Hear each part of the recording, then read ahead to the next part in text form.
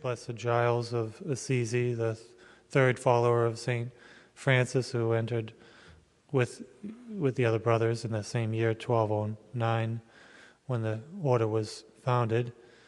And he remained a friar for 54 years to the end of his life, and he was known to be one of the holiest friars, and even Saint Bonaventure considered himself blessed to be able to go and talk to Blessed Giles, even though he was a simple man, unlearned, but yet very holy and very contemplative, and a great example to all the friars to the end of his life.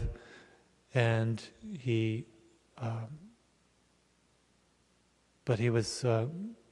when Saint Bonaventure did go to see him, he was the one that was known to have asked Saint Bonaventure, who was so learned, of course, how those who are not learned can get to heaven,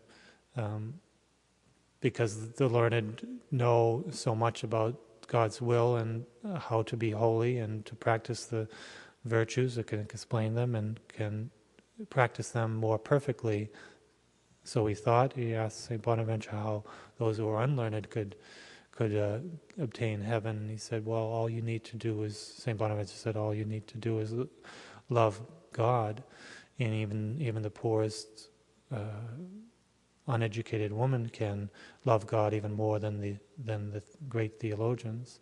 So Blessed Giles went out into the garden that led to the street and shouted out to the world, come all you who are unlearned and poor, and come, you can love God as much as Brother Bonaventure and the greatest theologians. So he was a simple friar and teaches us that lesson of simplicity where we accept ourselves for what we are, where we are, what learning we have, what talents we have, and we don't look to other people and get upset and jealous and envious over what other people have and compared to ourselves, but we accept what God has given to us, and we accept our little place. And even if we are learned and have great talents, that we humble ourselves and realize that before God we are stupid, we are before the angels we are imperfect. We are imperfect, and we have to humble ourselves to that level of simplicity, that simplicity and humility which we always need to practice and bring ourselves down to that low level, which will be pleasing to God. And because we become complicated and pride ourselves in our learning, then we deceive ourselves. We deceive ourselves, and we get caught up in that pride, which